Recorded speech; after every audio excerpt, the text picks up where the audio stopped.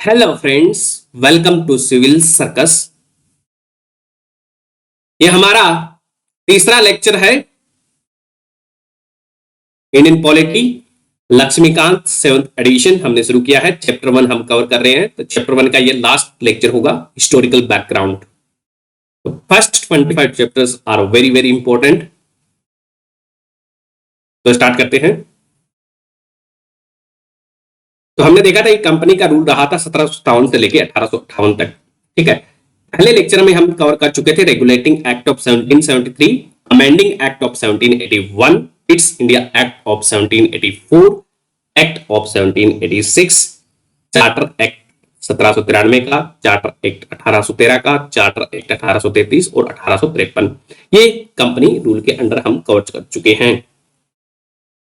फिर हमने देखा था कि 1857 की रिवॉल्यूशन होती है, उसके बाद में क्राउन रूल इंडिया में लागू होता है। ठीक है, क्वीन विक्टोरिया की डिक्लेरेशन के द्वारा।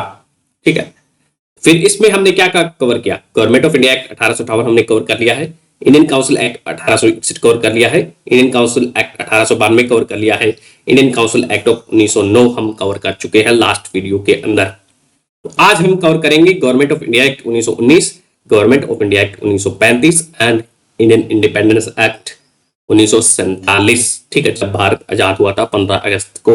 ठीक है, जो पहला जो टॉपिक रहेगा हमारा वो गवर्नमेंट ऑफ इंडिया एक्ट 1919 रहेगा, जिसको हम क्या बोलते हैं, मॉन्टेग्यू चेम्सफोर्ड रिफॉर्म भी कहा जाता है।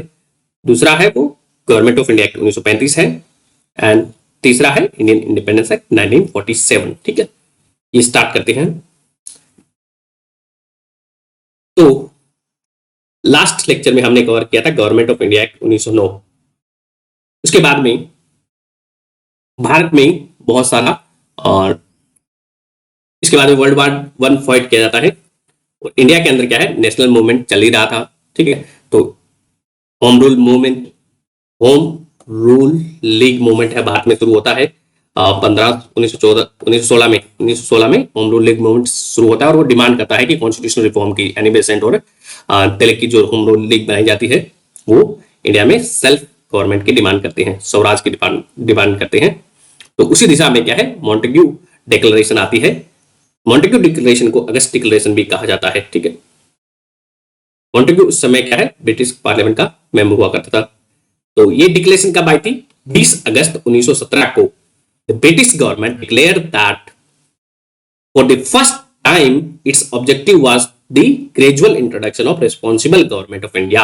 यानी कि जो इंडियन क्या होम रूल लीग बना रहे, होम रूल लीग की मांग कर रहे थे, तो डोमिनियन स्टेटस का मांग कर रहे थे बेसिकली।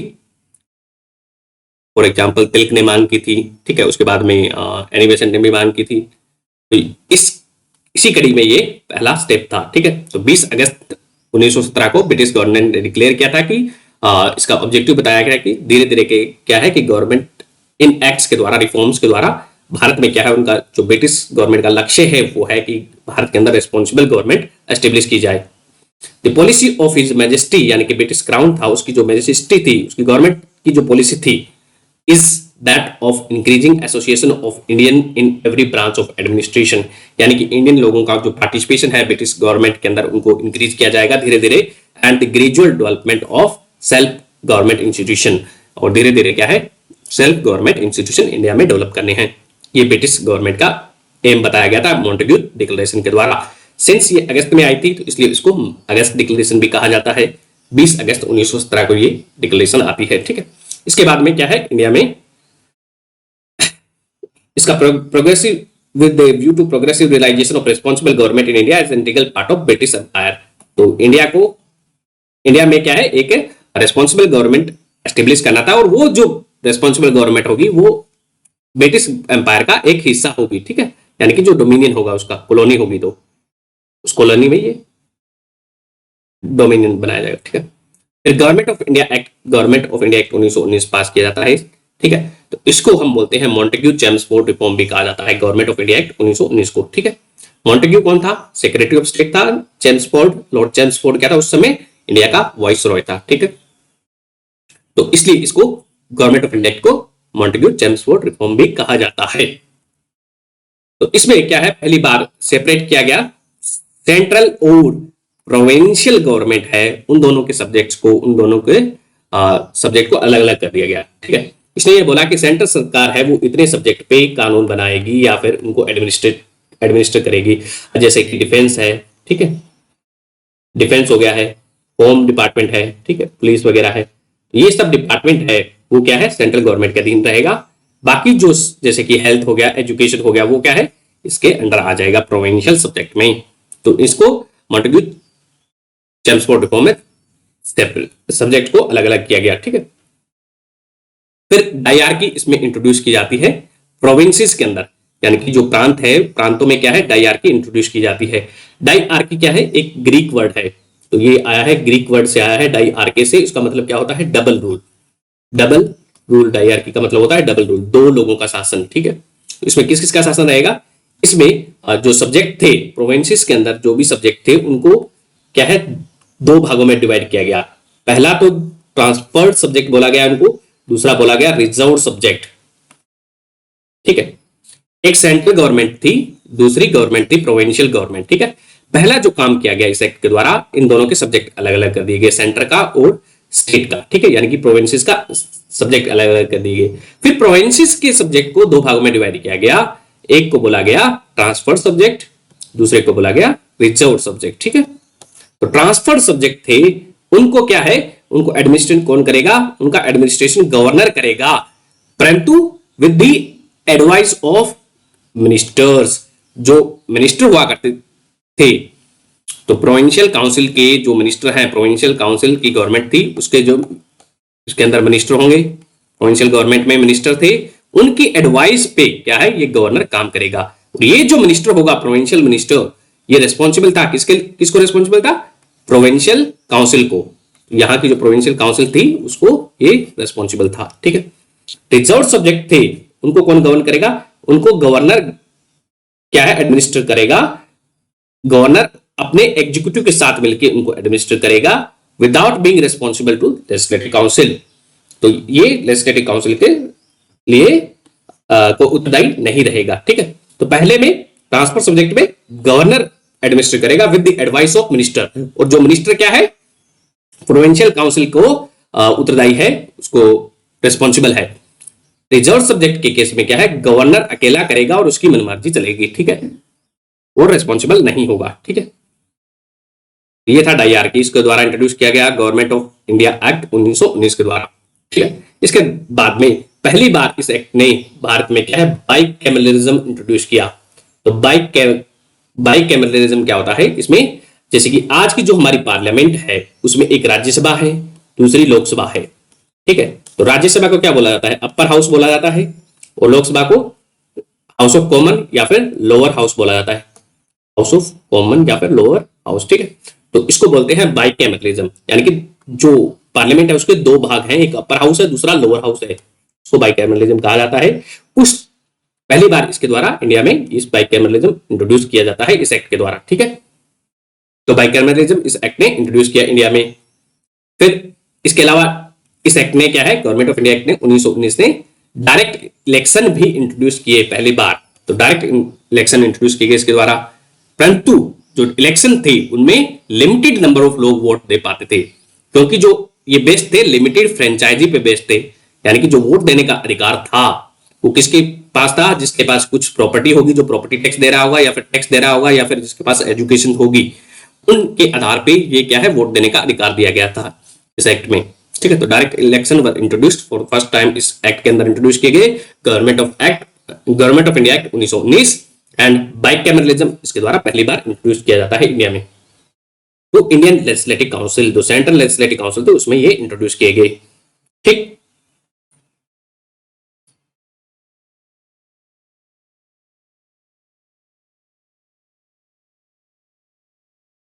फिर इसके अलावा वॉइसरॉय की जो एग्जीक्यूटिव काउंसिल थी, उसमें से इस एक्ट ने बोला कि 6 में से 3 मेंबर होंगे वो इंडियन होंगे। वॉइसरॉय की एग्जीक्यूटिव काउंसिल थी, उसमें 6 में से 3 मेंबर इंडियन होंगे।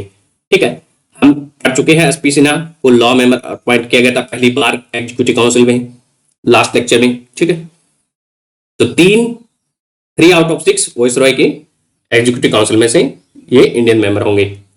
दूसरा है, इसने एक्ट ने सेपरेट इलेक्टोरेट जो गवर्नमेंट ऑफ इंडिया एक्ट 1909 के अंदर इंट्रोड्यूस किया गया उसको फर्दर एक्सटेंड किया गया। तो ये जो कॉमनल इलेक्टोरेट था, यानी कि रिलीजन के बेस पे जो इलेक्टोरेट सिस्टम इंडिया में इंट्रोड्यूस किया गया था, उसको फर्दर एक्सटेंड कर दिया गया। किस किस को? सिक्स को। सिक्स यानी कि सिख कैंडिडेट को सिख ही वोट देंगे, सिख जो पॉपुलेशन होगी वो वोट देगी। एंग्लो इंडियन को चुनने का अधिकार एंग्लो इंडियन के पास रहेगा। इंडियन क्रिश्चियन को चुनने का अधिकार इनके पास रहेगा एंड यूरोपियन को चुनने का अधिकार इनके पास रहेगा। तो सेपरेट इलेक्टोरेट किस किस को एक्सटेंड कर दी गई? मुस्लिम्स के साथ तो थी ही, Muslims, Sikh, Anglo Indian, Indian Christian and European, ये सारे इसके अंदर सेपरेट इलेक्टोरेट के अंदर आ गए। ठीक। फिर इसके गवर्नमेंट ऑफ इंडिया एक्ट 1919 ने एक और चीज इंट्रोड्यूस की, इसने हाई कमिश्नर ऑफिस क्रिएट किया लंदन के अंदर। तो high commissioner of India, high commissioner of India का एक ऑफिस क्रिएट किया गया लंदन के अंदर इस एक्ट के द्वारा। किसके द्वारा? गवर्नमेंट ऑफ इंडिया एक्ट 1919 के द्वारा। पूछा जाता है एग्जाम्स में। तो इसमें इस ऑफिस का जो सेक्रेटरी ऑफ स्टेट था उसका कुछ एक फंक्शंस है, सम फंक्शन इसको ट्रांसफर कर दिए गए। ठीक। दूसरा है प्रोविंसेस टू एस्टेब्लिश, इसके अंदर जो गवर्नमेंट ऑफ इंडिया एक्ट 1919 के अंदर एक प्रोविजन दिया गया कि central public service commission establish किया जाएगा। ठीक है। तो फिर 1926 के अंदर भारत में central public service commission establish किया जाता है। कब? 1926 में। ये जो सेंट्रल पब्लिक सर्विस कमीशन था उसका काम क्या था? जो सेंट्रल गवर्नमेंट के एम्प्लॉइज थे उनको रिक्रूट करना था।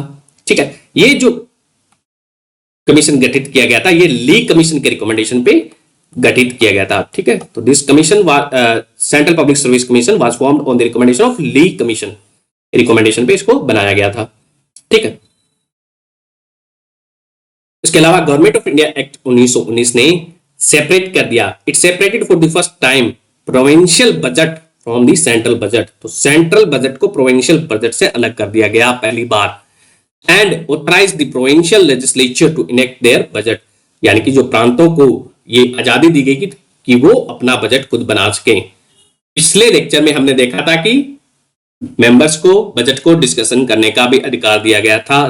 ठीक है। पिछले एक्ट में इस गवर्नमेंट ऑफ इंडिया एक्ट 1919 के अंदर एक और प्रोविजन था कि 10 साल के बाद एक कमीशन बनाया जाएगा जो कि गवर्नमेंट ऑफ इंडिया एक्ट 1919 के द्वारा जो भी रिफॉर्म इंट्रोड्यूस किए गए हैं उनको रिव्यू करेगा और उनमें क्या मॉडिफिकेशन की जरूरत है वो हमें ये कमीशन बताएगा।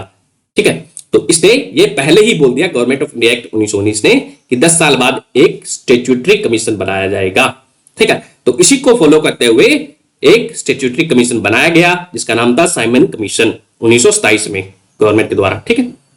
2 साल पहले ही बना दिया गया था ये, to review the working of this constitution. तो it separated for first time the provincial budget को इससे अलग कर दिया गया, ये हमने देख लिया। ठीक है। स्टैट्यूटरी कमीशन इसको अपॉइंट किया गया।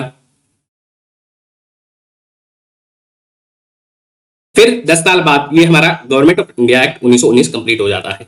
ठीक है। तो गवर्नमेंट ऑफ इंडिया एक्ट 1919 के मेजर प्रोविजन क्या हैं? तो इसको मॉन्टेग्यू चेम्सफोर्ड रिफॉर्म भी कहा जाता है। इसने सेपरेट किया, अलग अलग किया, किसको? सेंट्रल एंड प्रोविंशियल सब्जेक्ट को अलग किया। ठीक है। इसके द्वारा डायरकी इंट्रोड्यूस की गई प्रोविंसेस में। ट्रांसफर सब्जेक्ट है वो गवर्नर एडमिनिस्टर करेगा with the advice of minister. Reserve subject था वो गवर्नर एडमिनिस्टर करेगा without being responsible to the legislative council. ठीक है। इसके अलावा बाइकैमरलिज्म पहली बार इंडिया में इंट्रोड्यूस किया गया। डायरेक्ट इलेक्शन इंट्रोड्यूस किए गए इंडियन लेजिस्लेटिव काउंसिल को, यानी कि जो सेंट्रल लेजिस्लेटिव काउंसिल थी, इंडियन लेजिस्लेटिव काउंसिल थी, उसमें bicameralism and direct election introduce किए गए पहली बार। एंड जो फ्रेंचाइजी दी गई थी वो प्रॉपर्टी टैक्स एंड एजुकेशन के आधार पर दी गई थी, वो लिमिटेड नंबर ऑफ लोग वोट कर पाते थे। एंड इस एक्ट ने बोला कि 6 में से 3 मेंबर है एग्जीक्यूटिव काउंसिल के वाइसरॉय की, वो इंडियन होंगे। सेपरेट इलेक्टोरेट को फर्दर एक्सटेंड किया गया है इस एक्ट के द्वारा, सिक्स को, एंग्लो इंडियंस को, इंडियन क्रिश्चियन को एंड यूरोपियंस को। ठीक है। हाई कमिश्नर ऑफ इंडिया का ऑफिस है वो लंदन में क्रिएट किया गया। इसके अलावा सेंट्रल पब्लिक सर्विस कमीशन का निर्माण किया गया। ठीक है। एंड इसके अलावा प्रोविंशियल बजट को अलग कर दिया गया। ठीक है। अभी हम पढ़ेंगे साइमन कमीशन। तो साइमन कमीशन इस act government of India act 1919 में बोला गया था कि साइमन कमीशन एक कमीशन अपॉइंट किया जाएगा 10 साल बाद। तो इसको इंट्रोड्यूस कर दिया जाता है constituted to work the working of government of India act 1919 की वर्किंग को रिव्यू करने के लिए इस एक्ट को लाया जाता है, साइमन कमीशन को गठित किया जाता है। ठीक है, ब्रिटिश पार्लियामेंट इसको बनाती है। इसको बॉयकॉट किया जाता है, ये जब भारत में आता है तो उसको बॉयकॉट किया जाता है। क्यों बॉयकॉट किया जाता है? क्योंकि इसके अंदर साइमन कमीशन के अंदर 7 सदस्य थे, उस सातों के सातों क्या है, ब्रिटिश मेंबर थे। ठीक है, कोई भी इसमें भारतीय नहीं था। इसको ऑल व्हाइट कमीशन भी कहा जाता है। इसलिए इंडियंस ने अपना इसका इंसल्ट माना था कि एक भी इंडियन को इसमें शामिल नहीं किया गया है, उनको इस वर्दी नहीं माना गया कि वो इसके साथ में काम कर सके। ठीक है, तो इसके द्वारा इसको बायकॉट किया गया। कौन सी पार्टी ने बायकॉट नहीं किया था? जस्टिस पार्टी ने इसका बायकॉट नहीं किया था। सारी पार्टी ने बायकॉट किया था, परंतु जस्टिस पार्टी ने इसको सपोर्ट किया था। ठीक है, जस्टिस पार्टी ऑफ इंडिया। तो boycotted by all the parties except justice party and Muslim league का इस एक्ट में 2 भागों में बंट जाती है। एक सेक्शन होता है वो मोहम्मद साफी के अंडर में होता है। मोहम्मद साफी है वो इस साइमन कमीशन को सपोर्ट करता है। तो मोहम्मद साफी का जो फैक्शन है, जो कि मुस्लिम लीग के पार्ट है, कुछ मेंबर्स वो इसको सपोर्ट करते हैं और जस्टिस पार्टी इसको सपोर्ट करती है इस कमीशन को। ठीक है, it's made several recommendation in its report इन 1930। ये रिकॉर्ड 2 बार भारत में आता है। साइमन कमीशन के मेंबर्स 2 बार भारत में आते हैं और अपनी रिपोर्ट एक्सटेंसिवली प्रिपेयर करते हैं। ठीक है, एंड लाला लाजपत राय की मौत भी हो जाती है जब इसमें जो प्रोटेस्ट होते हैं उसमें पार्टिसिपेट करते हैं। तो परंतु फिर भी ये रिपोर्ट देता है अपनी 1930 में, एंड ये जो रिकमेंडेशन देता है कि अबोलिश कर दो डायआर्की को, प्रोविंशियल जो डायआर्की इंट्रोड्यूस की गई थी उसको अबोलिश करने के बारे में बात करता है। तो ये बोलता है कि एक फेडरेशन बनाया जाए। तो ब्रिटिश गवर्नमेंट और ये जो प्रिंसली स्टेट्स है उनका क्या है, एक फेडरेशन बनाया जाए। ठीक है, एंड इसने बोला था कि जो सेपरेट इलेक्टोरेट है उसको कंटिन्यू किया जाना चाहिए। एंड इसके बाद में इस साइमन कमीशन की जो रिपोर्ट आ जाती है उसको फिर स्टडी करने के लिए राउंड टेबल कॉन्फ्रेंस आयोजित की जाती है 1930 से लेके 1930-31 में। ठीक है, आपने हिस्ट्री में पढ़ा हुआ। फिर जो इंपॉर्टेंट लैंडमार्क इवेंट है वो कॉमनवेल्थ अवार्ड आता है, कॉन्स्टिट्यूशनल हिस्ट्री में इंडिया की कॉमनवेल्थ अवार्ड। अगस्त 1932 के अंदर क्या है, रैमजे मैकडोनाल्ड जो कि ब्रिटिश प्राइम मिनिस्टर था उस टाइम का, वो बोलता है, वो अनाउंस करता है कि scheme of representation of minorities को अनाउंस करता है। ठीक है, जिसको कॉमनवेल्थ अवार्ड कहा जाता है। ठीक है, तो it extended the separate electorate to depressed class. इसने क्या है, जो सेपरेट इलेक्टोरेट अभी हमने देखा है कि सिक्स को इंट्रोड्यूस कर दिया गया था, मुस्लिम्स के लिए पहली बार इंट्रोड्यूस किया गया था, बाकी क्रिश्चियन को किया गया था, तो उसको ये शेड्यूल्ड कास्ट को भी एक्सटेंड कर देता है सेपरेट इलेक्टोरेट, क्योंकि डिमांड की जाती है इंडिया से ही। बी आर अम्बेडकर डिमांड करते हैं उनके लिए सेपरेट इलेक्टोरेट का। तो इस एक्ट में उनके लिए प्रावधान किए जाते हैं, इस एक्ट में नहीं, कॉमनवेल्थ अवार्ड में। ठीक है, तो उनको अनाउंस कर दिया जाता है separate electorate for depressed classes by the Commonwealth award. ठीक है, उसके बाद में क्या है, काफी प्रोटेस्ट होता है, हिंदुओं को 2 भागों में डिवाइड करने की ये एक चाल थी ब्रिटिश की। तो गांधी जी इस चाल को समझ गए थे और वो क्या है, undertook the fast end to death in Yerwada jail में ये आमरण अनशन करते हैं गांधी जी। ठीक है, यरवदा जेल इन पुणे। ठीक है, फिर अंबेडकर और गांधी जी के बीच में पूना पैक्ट साइन किया जाता है, जिसमें एग्री किया जाता है कि जो शेड्यूल्ड कास्ट थी उनको रिजर्वेशन प्रोवाइड किया जाएगा और वो अपनी जो डिमांड है सेपरेट इलेक्टोरेट की वो ड्रॉप कर देंगे। ठीक है, तो वो सेपरेट इलेक्टोरेट डिमांड को ड्रॉप कर दिया जाता है और फिर वो रिजर्वेशन दे दिया जाता है उनको, शेड्यूल्ड कास्ट को। तो Commonwealth award announced the separate electorate for the scheduled caste. It was opposed by Gandhi and Pune Pact was signed to give the reservation instead of separate electorate. ठीक है, अभी हम पढ़ेंगे government of India act 1935। Government of India act ये भी काफी important landmark रहा है। ये जो स्ट्रक्चरल पार्ट है इंडियन कॉन्स्टिट्यूशन का वो मोस्टली इससे ड्राइव हुआ है, गवर्नमेंट ऑफ इंडिया एक्ट 1935 से। ठीक है, तो गवर्नमेंट ऑफ इंडिया एक्ट 1935 एक काफी लंबा एक्ट था, काफी लेंथी भी था। इसमें 321 सेक्शंस थे और 10 इसमें शेड्यूल्स थे। कितने? 321 इसमें सेक्शन थे, 10 शेड्यूल थे गवर्नमेंट ऑफ इंडिया एक्ट में 1935 ने। इसने ऑल इंडिया फेडरेशन बनाने के बारे में बात की थी। All India federation.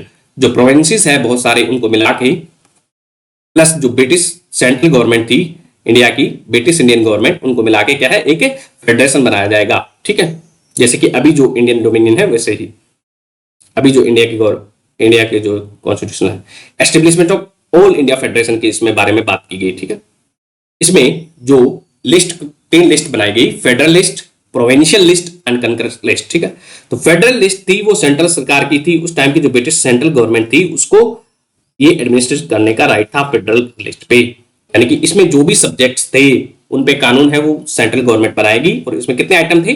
59 आइटम थे। तो गवर्नमेंट ऑफ इंडिया एक्ट 1935 की जो फेडरल लिस्ट थी उसमें 59 आइटम थे सेंट्रल सरकार के लिए। जो प्रोविंशियल लिस्ट थी इसमें जो कानून बनाने का प्रावधान है या फिर इसको एडमिनिस्ट्रेट करने की जो पावर थी वो प्रोविंसेस की गवर्नमेंट को दी गई। और इसमें कितने सब्जेक्ट थे? 54 सब्जेक्ट थे। ठीक है, तीसरी थी common concurrent list. Concurrent list में सेंट्रल भी लॉ बना सकता है और प्रोविंसेस भी लॉ बना सकता है। ठीक है, इसमें कितने सब्जेक्ट रखे गए? 36 सब्जेक्ट इसमें रखे गए, 36 आइटम्स। तो इसके द्वारा ऑल इंडिया फेडरेशन इंट्रोड्यूस किया जाता है और 3 लिस्ट इंट्रोड्यूस की जाती है, federal list, provincial list and concurrent list. Federal list में 59 आइटम्स होते हैं, प्रोविंशियल लिस्ट में 54 आइटम होते हैं और कंकरेंट लिस्ट में 36 आइटम्स होते हैं। गवर्नमेंट ऑफ बाकी जो बच गई सब्जेक्ट बच गई उनको क्या है, उन पे कानून बनाने का अधिकार है, वो वॉइसरॉय को दिया गया। उसको बोला जाता है रेजुडरी पावर, यानी कि जो तीनों लिस्ट में कवर नहीं की गई है उन सब्जेक्ट पे जो पावर है वो किसके पास रहेगी? वो वॉइसरॉय के पास रहेगी। ठीक है, हाउएवर जो फेडरेशन इस एक्ट में बोला गया कि फेडरेशन बनाया जाएगा ऑल इंडिया फेडरेशन, वो कभी लागू नहीं हो सका क्योंकि जो प्रिंसली स्टेट्स थे उन्होंने कभी ज्वाइन ही नहीं किया ये। तो उनको क्या है ये उनकी इच्छा पर निर्भर करना था। इसमें ऑप्शन दिया गया था कि वो ज्वाइन करना चाहे तो ज्वाइन कर सकते हैं, नहीं करना चाहे तो नहीं कर सकते हैं। तो इस एक्ट में बोला गया कि federation never come into being because princely state इसने ज्वाइन नहीं किया था। ठीक है, तो इस एक्ट ने गवर्नमेंट ऑफ इंडिया एक्ट 1935 ने डायरकी को अबोलिश किया प्रोविंसेस के अंदर। ठीक है, and introduce the provincial autonomy, यानी कि प्रोविंशियल ऑटोनॉमी इसमें इंट्रोड्यूस की, यानी कि जो प्रोविंसेस थे, जो प्रांत थे, वो अपना खुद का शासन कर सकते थे with in the preview of British government. ठीक है, प्रोविंशियल ऑटोनॉमी इसको इंट्रोड्यूस की गई and it introduce the responsible government in provinces. तो प्रोविंसेस के अंदर रिस्पांसिबल गवर्नमेंट इसको इंट्रोड्यूस की गई। इसका मतलब ये है कि वहां पे इलेक्शन हुआ करते थे, प्रोविंशियल गवर्नमेंट में इलेक्शन हुए और वहां से क्या है, वहां की गवर्नमेंट बनती है। ठीक है, काउंसिल ऑफ मिनिस्टर बनती है। काउंसिल ऑफ मिनिस्टर में क्या होता है कि मिनिस्टर्स होते हैं बहुत सारे। ठीक है, एक उसका चीफ मिनिस्टर होता है। ठीक है, तो उस काउंसिल ऑफ मिनिस्टर वो जो भी रिकमेंडेशन देगी उसको गवर्नर, प्रोविंसेस का जो भी गवर्नर था वो उसका काउंसिल ऑफ मिनिस्टर का जो डिसीजन है वो मानेगा। रिस्पांसिबल गवर्नमेंट का यही है। ठीक है, तो governor was required to act with the advice of ministers. Minister के एडवाइस पे इनको काम करने के लिए बोला गया। ठीक है, तो governor was required to act with the advice of the minister in the responsible government. और रिस्पांसिबल गवर्नमेंट 1937 में इंट्रोड्यूस की गई और ये 2 साल तक चलती है, 1939 तक। फिर इसको अबोलिश कर दिया जाता है, बंद कर देती है ब्रिटिश सरकार। ठीक है, क्योंकि 1939 में सेकेंड वर्ल्ड वॉर चालू हो जाता है। ठीक है, तो हालत खस्ता होने स्टार्ट हो जाती है ब्रिटिश की। गवर्नमेंट ऑफ इंडिया एक्ट 1935 है, it provided for adoption of dyarchy at the centre. Central level पे डायरकी का प्रोविजन रखा गया इस एक्ट के अंदर, और जो प्रोविंसेस में जो डायरकी थी उसको अबोलिश कर दिया गया था। ठीक है, तो इसने डायरकी को बोला परंतु ये कभी लागू नहीं हो सका। तो सेंट्रल लेवल पर जो डायरकी थी वो कभी लागू नहीं हो सकी। ठीक है, did not come into operation at all. तो डायरकी में क्या होता है हमने देखे है, ट्रांसफर सब्जेक्ट है, रिजर्व सब्जेक्ट है। ट्रांसफर सब्जेक्ट को कौन एडमिनिस्टर करता है? गवर्नर एडमिनिस्टर करता है with the advice of minister, and minister वो क्या होगा? रिस्पांसिबल होगा लेजिस्लेटिव काउंसिल को। ठीक है, रिजर्व सब्जेक्ट को governor and his executive council इसको एडमिनिस्टर करती है और without being responsible to the legislative council. ठीक है, तो गवर्नमेंट ऑफ इंडिया एक्ट 1935 हम कंटिन्यू कर रहे हैं। इसमें फिर बाइकैमरलिज्म इंट्रोड्यूस किया गया, यानी कि जो प्रोविंसेस के अंदर बाइकैमरलिज्म इंट्रोड्यूस किया गया, यानी कि प्रोविंसेस की एक लेजिस्लेटिव असेंबली होगी, दूसरा एक लेजिस्लेटिव काउंसिल होगी। ठीक है, upper house and lower house. ठीक है, तो 6 आउट ऑफ 11 प्रोविंसेस उस समय 1935 के अंदर कितने प्रोविंसेस थे? 11 प्रोविंसेस थे। उसमें से 6 में क्या है? बाइकैमरलिज्म इंट्रोड्यूस कर दिया जाता है इस एक्ट के द्वारा। ठीक है, कौन कौन से थे वो 6 प्रोविंसेस? बंगाल में इंट्रोड्यूस किया जाता है, Bengal, Bihar, Orissa, Bengal, Bombay, Madras, Bihar, Assam and united providence. ठीक है, तो इन 6 प्रोविंसेस में इंट्रोड्यूस किया जाता है। कौन कौन से?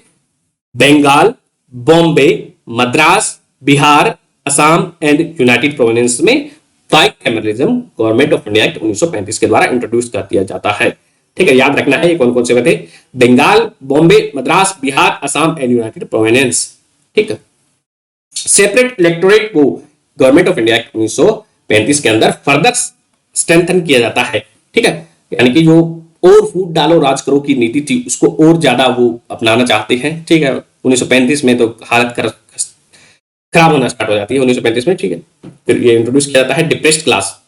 डिप्रेस्ड क्लास के लिए इंट्रोड्यूस करते हैं, शेड्यूल कास्ट के लिए सेपरेट इलेक्टोरेट, देन वुमेन के लिए एंड लेबर के लिए इंट्रोड्यूस किया जाता है। इन तीनों के लिए सेपरेट इलेक्टोरेट इंट्रोड्यूस किया जाता है, depressed classes, women and labour के लिए। ठीक है, इससे पहले हम कवर कर चुके हैं किस किस के लिए इंट्रोड्यूस हो चुका है, आप देख चुके हो। ठीक है, इस एक्ट ने जो काउंसिल ऑफ इंडिया बनाई गई थी 1858 के एक्ट के बाद में, जो गवर्नमेंट ऑफ इंडिया एक्ट 1858 था उसकी काउंसिल ऑफ इंडिया बनाई गई थी, उसको अबोलिश कर दिया जाता है। ठीक है, तो this act abolish the council of India.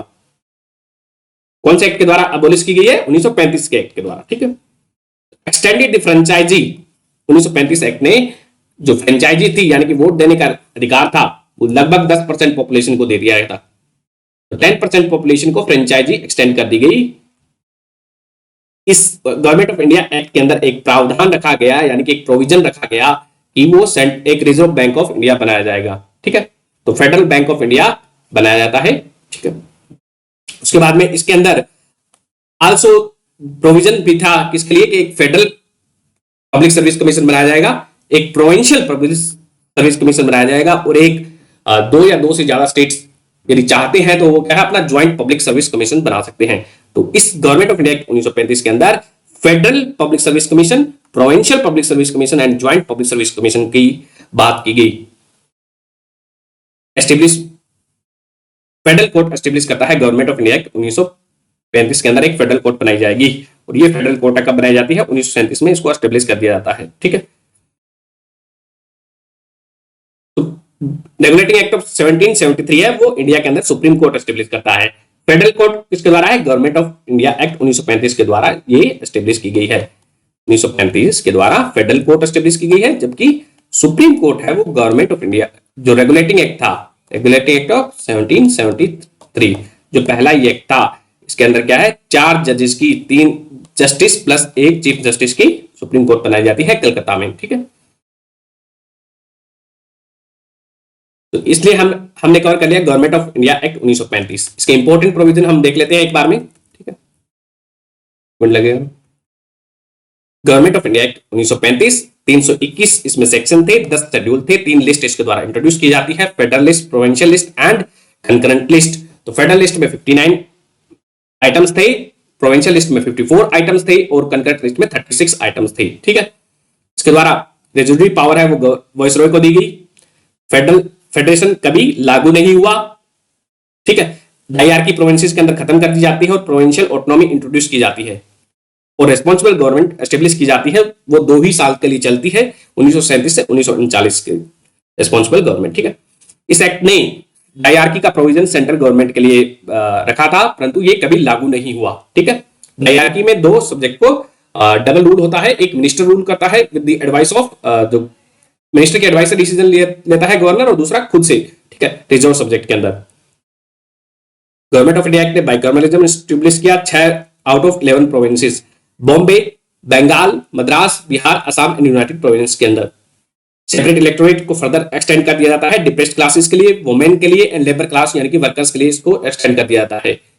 Abolish the council of India को अबोलिश कर दिया जाता है इस एक्ट के द्वारा और फ्रेंचाइजी है वो 10% लोगों को दी जाती है। आरबीआई का यानी कि जो गठन करने के लिए बारे में बात करता है, federal bank of India establish किया जाता है। देन इसके अंदर जो प्रोविजन था किसके लिए? पब्लिक सर्विस कमीशन का 3 तरह की पब्लिक सर्विस कमीशन इसके अंदर एस्टेब्लिश किए जा सकते थे, federal, provincial and joint public service commission. And इसने बोला था कि फेडरल कोर्ट एस्टेब्लिश की जाएगी, जिसको एस्टेब्लिश किया गया 1937 में, ठीक है। फिर एटली डिक्लेरेशन आती है। एटली डिक्लेरेशन, एटली कौन था? ब्रिटिश प्राइम मिनिस्टर था उस टाइम का। तो 20 फरवरी 1947 को British prime minister Clement Attlee ये डिक्लेरेशन देता है। क्या बोलता है ये? कि declare that the British rule in India would end by 30 June 1948। जो भारत में ब्रिटिश शासन था वो 30 जून 1948 को खत्म हो जाएगा। आफ्टर विच जो पावर थी, जो गवर्नमेंट की जो पावर थी, that will be transfer to the responsible Indian hands. तो रिस्पॉन्सिबल इंडियन हैंड को जो पावर थी वो ट्रांसफर कर दी जाएगी। इस एटली डिक्लेरेशन में ये बोला गया था, ठीक है।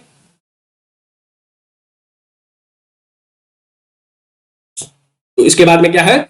फिर 3 जून 1947 को इसके बाद में एटली डिक्लेरेशन कब आती है? एटली डिक्लेरेशन आती है 20 फरवरी 1947 को आती है, ठीक है। फिर 3 जून 1947 को British government made it clear that any constitution formed by the constitution assembly of India can not apply to those part of the country which were unwilling to join it। तो 3 जून 1947 को ब्रिटिश गवर्नमेंट ये बोलती है कि जो 1946 के अंदर भारत के लिए जो कॉन्स्टिट्यूंट असेंबली बनाई गई है उसके द्वारा जो संविधान बनाया जाएगा वो यदि उन पार्ट्स पे लागू नहीं होगा जो पार्ट इसको एक्सेप्ट नहीं करना चाहते हैं, ठीक है। तो यानी कि जो इस पार्ट को एक्सेप्ट करना चाहते हैं उस पर ये अप्लाई होगा, कॉन्स्टिट्यूंट असेंबली के द्वारा बनाया गया संविधान, ठीक है। तो कॉन्स्टिट्यूंट असेंबली कब बनती है? 1946 में बनती है, ठीक है। ये बनती है कैबिनेट मिशन के रिकमेंडेशन के बाद में, ठीक है। देन 3 जून 1947 को ही क्या है? लॉर्ड माउंटबेटन है वो अपना माउंटबेटन प्लान देता है, ठीक है। इसको पार्टीशन प्लान भी कहा जाता है। माउंटबेटन प्लान 3 जून कब आता है? ये 3 जून 1947 को आता है। वहां पे माउंटबेटन क्या है? इंडिया को 2 भागों में डिवाइड करने का, पार्टीशन करने का प्लान देता है, ठीक है। एंड इस प्लान को एक्सेप्ट कर लिया जाता है कांग्रेस के द्वारा एंड मुस्लिम लीग के द्वारा, और 15 अगस्त 1947 को भारत आजाद हो जाता है, ठीक है। उससे पहले क्या है?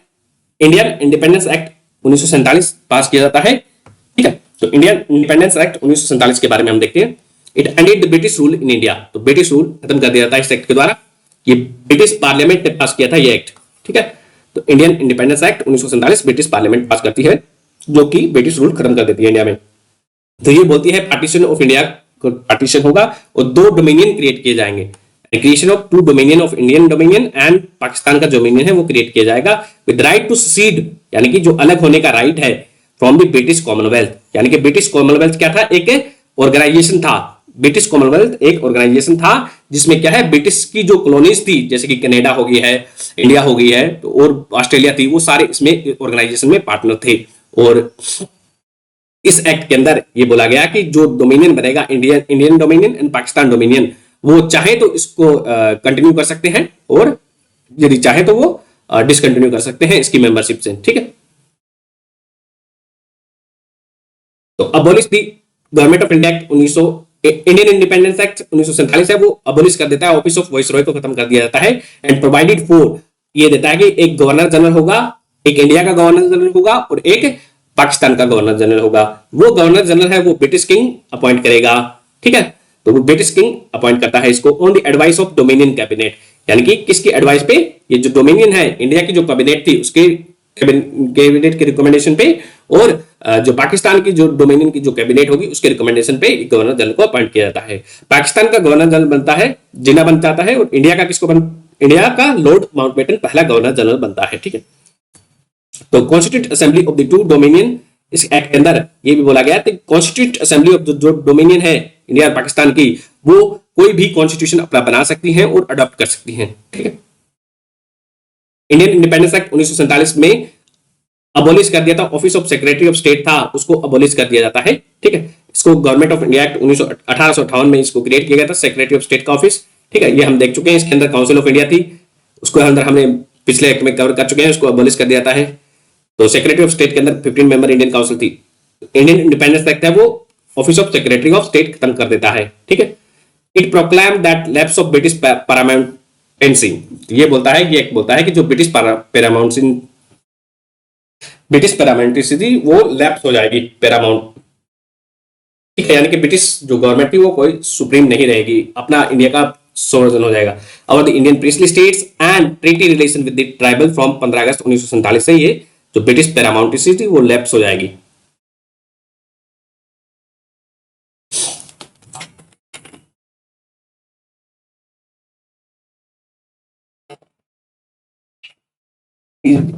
ये एक्ट है, it granted the freedom to Indian princely states either to join the dominion of India or dominion of Pakistan or to remain independent। तो इंडियन इंडिपेंडेंस एक्ट 1947 है, वो जो प्रिंसली स्टेट थे उनको बोलता है कि या तो आप डोमिनियन ऑफ इंडिया ज्वाइन कर सकते हो, या फिर डोमिनियन ऑफ पाकिस्तान ज्वाइन कर सकते हो, या फिर वो इंडिपेंडेंट रह सकते हो, इस एक्ट में बोला गया था। ठीक है, governance of each of the dominion and the provinces, जो डोमिनियन था भारत का और पाकिस्तान का, उसकी जो गवर्नमेंट थी वो गवर्नमेंट ऑफ इंडिया एक्ट 1935 के द्वारा चालू रहेगी until new constitution was framed. जब तक ये जो भारत और पाकिस्तान का नया नया डोमिनियन बना है वो अपना कॉन्स्टिट्यूशन नहीं बना लेता, तब तक क्या है वो गवर्नमेंट ऑफ इंडिया एक्ट 1935 से वहां पे शासन किया जाएगा। इस एक्ट में ये सब बोला गया। ठीक है, this act also deprived the British monarch of his right to veto bill or ask for reservation of certain bill for the approval। यानी कि राइट टू वीटो तो उसका खत्म कर दिया गया था इस बिल के द्वारा। ठीक है, यानी कि 1947 में जब आजादी हो जाएंगे तो ये कोई राइट नहीं रहेगा, तो इसका कोई मतलब नहीं है। Governor general of India and his provincial governor as constitutional head of the state, इसको भी खत्म कर दिया गया।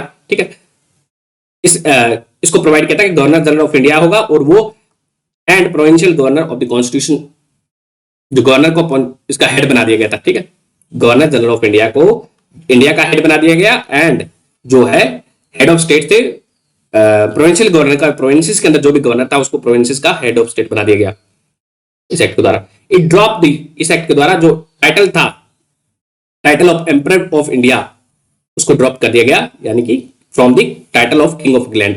किंग ऑफ इंग्लैंड था, उसके जो बहुत सारे टाइटल्स थे उसमें से इंडिया का जो एम्परर का टाइटल था उसको ड्रॉप कर दिया गया इस एक्ट के द्वारा, यानी कि वो इसका नो लॉन्गर भारत का वो एम्परर नहीं रहेगा। ठीक है, इंग्लैंड का जो राजा है वो भारत का शासक नहीं रहेगा इस एक्ट के द्वारा, उसको ड्रॉप कर दिया जाता है।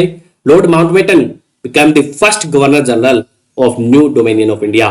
तो माउंटबेटन है वो पहला गवर्नर जनरल बनता है। ठीक है, भारत के डोमिनियन का। और फर्स्ट इंडियन गवर्नर जनरल है वो कौन बनता है? राजगोपालाचारी, सी राजगोपालाचारी फर्स्ट इंडियन बंदा था जो कि भारत का गवर्नर जनरल बनता है, और वो भी लास्ट गवर्नर जनरल था। तो Rajagopalachari first and last governor general of Indian था।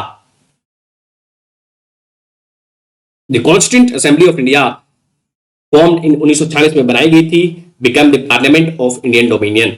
इंडियन डोमिनियन की पार्लियामेंट बन गई थी। ठीक है, फिर government of India interim government establish की जाती है इस एक्ट के अंदर, इस एक्ट के बाद में। ठीक है, तो इंटरिम गवर्नमेंट से सवाल पूछा जाता है, क्वेश्चन पूछा जाता है पीसीएस में, तो पक्का ये क्वेश्चन आता है, यूपी पीसीएस हो या बीपीएससी हो या फिर एचसीएस हो या फिर कोई और पीसीएस हो, उसमें एक क्वेश्चन आता ही आता है कि कौन से पोर्टफोलियो किसके द्वारा हेल्ड किया गया था इंटरिम गवर्नमेंट में।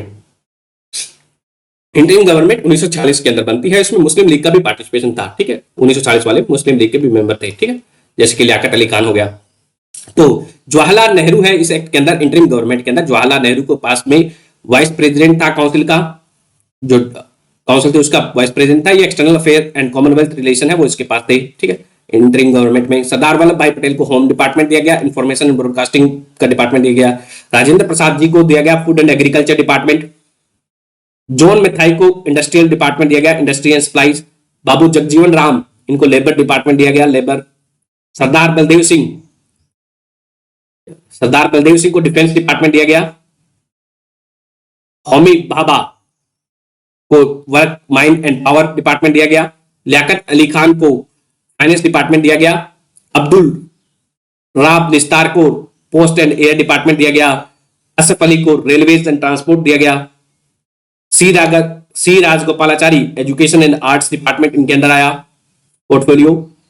आई Chundrigar commerce department. Then Ghazanfar Ali Khan health department.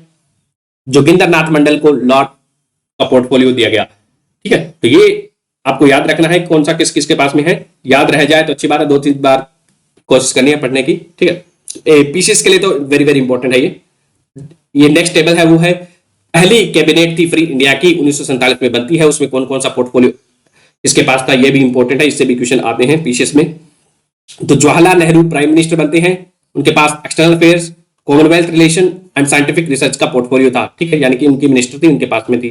Sardar Vallabh भाई पटेल के पास होम डिपार्टमेंट था, इंफॉर्मेशन था, ब्रॉडकास्टिंग ऑफ द स्टेट, ठीक है। राजेंद्र प्रसाद के पास फूड एंड एग्रीकल्चर डिपार्टमेंट था।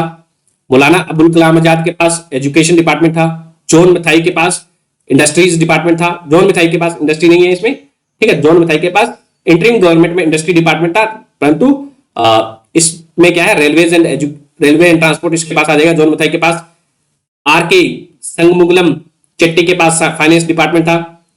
तो फाइनेंस डिपार्टमेंट किसके पास है, आर के संगमुगलम चेट्टी साहब है, वो फाइनेंस मिनिस्टर बनते हैं इंडिया के। B R Ambedkar law minister थे। जगजीवन राम लेबर मिनिस्टर, इनको कंटिन्यू किया जाता है। Sardar Baldev Singh defence minister continue करते हैं। राजकुमारी अमृत कौर, इनको पास हेल्थ डिपार्टमेंट आता है, ये ओनली महिला है जो कि इसमें है, only women in first cabinet of India was राजकुमारी अमृत कौर, इनको हेल्थ डिपार्टमेंट दिया जाता है, हेल्थ मिनिस्टर थी इंडिया की।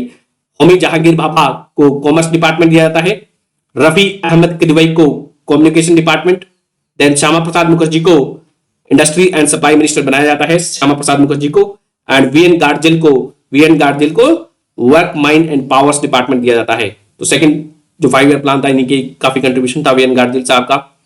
तो ये सारे पोर्टफोलियो इनके द्वारा हेल्ड किए गए थे in first cabinet of free India. तो ये आपको याद रखने हैं, याद रह जाए तो, ठीक है।